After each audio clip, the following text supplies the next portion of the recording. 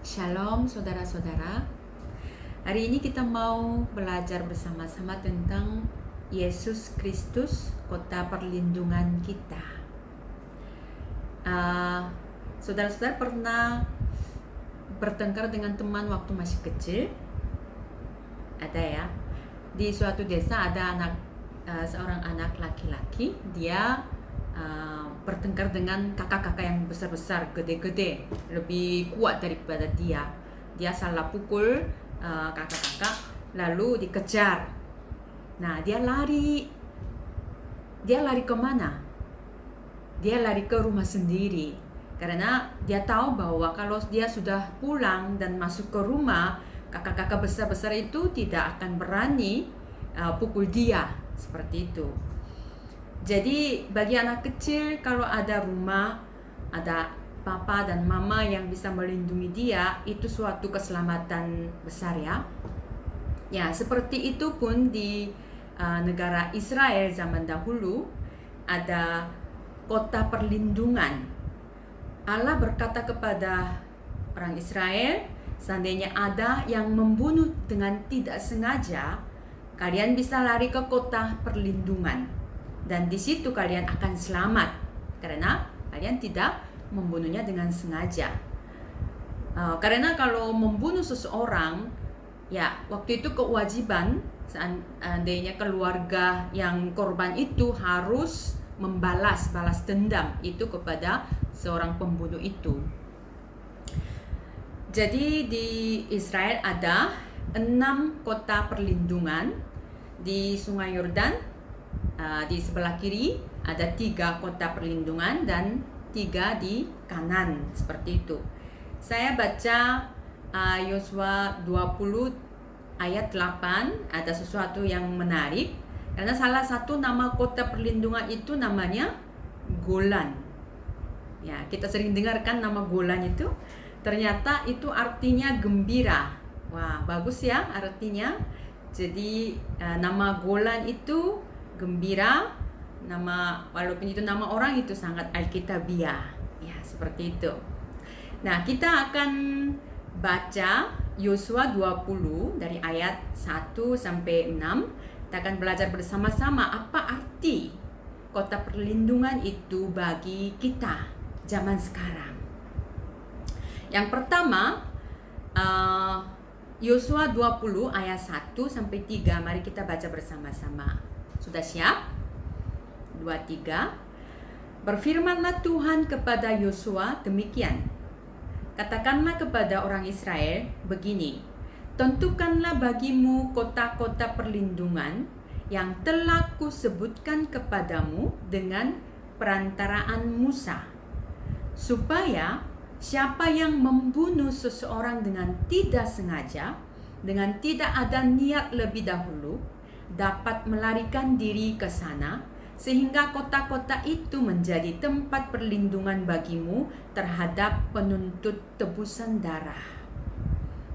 Poin pertama, kita bisa melihat di sini, kota perlindungan adalah Yesus Kristus sendiri.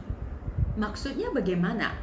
Ya, jadi banyak hal di Perjanjian Lama itu menjadi sebuah bayangan atau simbol di dalam Perjanjian Baru.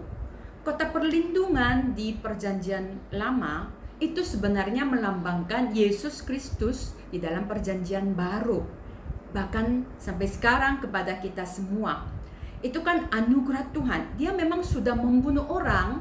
Ya, misalnya dia lagi pakai kapak dan mata kapak itu terlucut dari gagangannya, dan itu temannya kena dan temannya meninggal. Nah, dia kan nggak ada sengaja mau membunuh dia, makanya dia boleh lari ke kota perlindungan dan dia bisa selamat, seperti itu. Di antara kita ada yang pernah membunuh seseorang tidak sengaja? Tidak ada ya, mudah-mudahan tidak ada. Ya, tetapi kita memang banyak berdosa, sengaja atau tidak sengaja. Karena sekarang Tuhan Yesus berkata, kita membenci seseorang dengan hati saja itu sudah sama dengan membunuh. Kalau kita berkata kafir, itu harus diserahkan ke pengadilan. Kalau kita berkata teman itu bodoh atau saudara itu bodoh, ya itu pun harus masuk ke neraka. Tuhan Yesus berkata seperti itu. Jadi definisi dosa itu mungkin di perjanjian lama itu sempit dan yang kelihatan. Tetapi definisi dosa sekarang perjanjian baru dan sekarang itu definisi dosanya besar, ya, luas. Tetapi anugerah Tuhan juga lebih besar lagi. Seperti itu. Kita kan sudah belajar di ya. Manusia adalah orang-orang berdosa. Dan semua manusia adalah orang berdosa. Kita pun sengaja atau tidak sengaja pun pasti banyak dosa. Berarti kita perlu lari ke kota perlindungan, yaitu Yesus Kristus. Mungkin di dalam perjalanan lari ke kota perlindungan banyak hambatan. Kalau waktu itu 6 kota perlindungan itu maksimal jaraknya itu 48 km katanya. Jadi kalau paling jauh 48 km dia harus lari setelah dia membunuh seseorang tanpa sengaja, ya. Dia lari 48 km. Itu kan pasti capek. Perjalanan jauh. Tetapi Tuhan juga menetapkan peraturan bahwa harus bikin jalan yang bagus sampai ke kota perlindungan dan harus pakai tanda-tanda biar tahu jalannya di mana yang menuju ke kota perlindungan. Waktu kita menuju kepada Tuhan Yesus, mungkin harus lari 48 km. Kadang kita ngos-ngosan, kadang kita merasa bosan, capek, kadang kita merasa ragu, ini benar enggak? Kadang kita merasa tawar hati, maunya menyerah di dalam perjalanan. Tetapi kota perlindungan itu satu-satunya tempat bisa menyelamatkan kita. Maka kita harus lari. Walaupun ada halangan, ada hambatan, capek, kita harus tetap lari. Amin, saudara. Dan di situ pasti kita akan ketemu sebuah tanda atau pelang. Kadang-kadang kita menjalankan kehidupan rohani, kita kadang kita jatuh ke slump, ya, kita down atau dilema. Dan Tuhan memberikan peringatan kepada kita, tanda-tanda kepada kita. Tuhan mengingatkan kita melalui manusia, melalui khotbah, melalui kejadian, peristiwa, atau waktu kita baca Alkitab, atau waktu menaikkan pujian. Tuhan mengingatkan kita, jangan cuek tanda-tanda dari Tuhan. Jangan cuek kalau ada peringatan, warning daripada Tuhan. Karena kita harus terus lari ke kota perlindungan kepada Tuhan Yesus. Harus memperhatikan tanda-tanda di kiri kanan dan peringatan Tuhan. Maka kita bisa mencapai kota perlindungan itu, yaitu Tuhan Yesus Kristus sendiri. Yang kedua, poin kedua, Tuhan Yesus selalu standby untuk mendengarkan pengakuan dosa dan cerita kita. Amin. Mari kita baca Yosua 20 ayat 4. Sudah siap? Yosua 20 ayat 4, 1, 2, 3. Apabila ia melarikan diri ke salah satu kota tadi, maka haruslah ia tinggal berdiri di depan pintu gerbang kota dan memberitahukan perkaranya kepada para tua-tua kota. Mereka harus menerima dia dalam kota itu dan memberikan tempat kepadanya, dan ia akan diam pada mereka.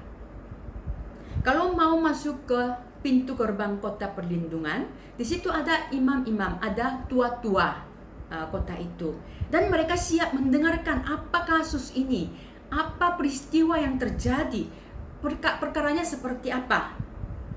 Jadi Orang yang membunuh seseorang tidak sengaja, dia akan cerita, begini-begini, saya nggak fair kalau saya harus dihukum, saya harus mati di tangan pembunuh, tangan musuhnya. Dan kalau tua-tua, mereka dengar dan itu memang benar, mempersilakan orang itu masuk dan melindungi dia. Tuhan Yesus siap sedia 24 jam, 365 hari, dan setiap hari dia ingin mendengar pengakuan dosa kita. Walaupun kita tidak ingin cerita, tetapi dia sudah tahu sebenarnya. Tetapi dia tetap tunggu. Kapan dia mau cerita? Kapan kamu mau kembali kepadaku? Kapan kamu mau berubah? Saya pernah bilang, orang depresi itu kan banyak mencoba bunuh diri. Tetapi seandainya hanya satu orang saja di dunia ada yang mau mendengarkan orang depresi itu dengan sungguh-sungguh dan sepenuh hati, orang itu tidak akan mencoba bunuh diri. Karena tidak ada satu orang yang mau mendengarkan dia, maka dia akhirnya bunuh diri. Saudara, kadang kita perlu orang yang kita mau curhat ya. Kita ingin cerita apa yang saya alami, apa yang saya rasakan, apa yang saya pikirkan.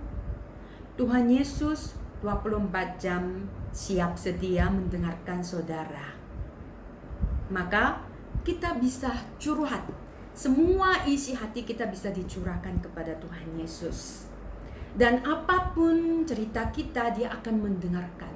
Apapun dosa kita, dia akan menerima dan ampuni kita. Maka jangan takut mendekati Tuhan Yesus, tetapi kita mengaku dosa kepada dia. Yang ketiga, kita harus tetap tinggal di dalam kota perlindungan. Mari kita baca Yosua 20 ayat 5. Ayat 5, 1, 2, 3. Apabila penuntut tebusan darah itu mengejar dia, pembunuh itu tidak akan diserahkan mereka ke dalam tangannya. Sebab ia telah membunuh sesamanya manusia dengan tidak ada niat lebih dahulu dan dengan tidak menaruh benci kepadanya lebih dahulu. Nah, di sini kita perhatikan, apabila penuntut tebusan darah itu yang mau balas dendam itu mengejar dia, pembunuh itu tidak akan diserahkan mereka. Kenapa? Ya, karena dia sudah di dalam kota perlindungan. Yesus Kristus sebagai kota perlindungan kita, dia tidak akan serahkan kita ke setan. Setan yang selalu mencari kesempatan untuk menggugat kita, menuntut kita. Tetapi Tuhan Yesus lebih besar, sanggup melindungi kita. Dia tidak akan serahkan kita ke tangan setan. Amin. Tetapi ada kewajiban kita juga. Apa itu? Ayat 6. Mari kita baca bersama-sama. 2, 3. Ia harus tetap diam di kota itu sampai ia dihadapkan kepada rapat jemaah untuk diadili, sampai imam besar yang ada pada waktu itu mati. Maka barulah pembunuh itu boleh pulang ke kotanya dan ke rumahnya, ke kota dari mana ia melarikan diri. Nah, di situ berkata kita harus tetap tinggal di dalam kota perlindungan. Kita tidak boleh keluar. Kalau kita keluar, sudah tidak bisa ditanggungjawabkan nyawanya dia. Selama dia ada di dalam kota perlindungan, dia selamat, dia aman, dia safe. Tetapi kalau dia coba-coba keluar dari kota itu, ya, orang yang mau balas dendam bisa membunuh dia. Itu pun dia tidak bisa apa-apa. Ketika kita sudah percaya kepada Yesus dan sudah serahkan hidup kita, ya kita jangan coba-coba keluar. Kita tetap tinggal di dalam dia. Kita percaya bahwa dia saja satu-satunya yang punya keselamatan bagi kita.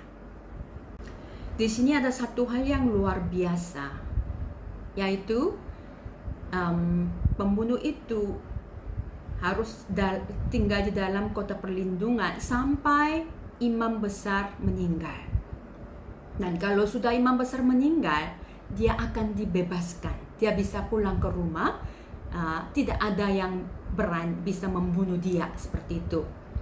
Nah, jadi Tuhan Yesus sudah menyempurnakan pengampunannya dengan kematiannya. Dia yang sudah mendengar dosa kita, dia yang sudah menerima dan melindungi. Ketika dia mati, dia sampai mati untuk kita, semua dosa kita akhirnya terhapus, sudah ditebus oleh dia. Itu suatu hal yang luar biasa, bukan? Maka kita percaya bahwa Tuhan Yesus adalah satu-satunya penyelamat kita.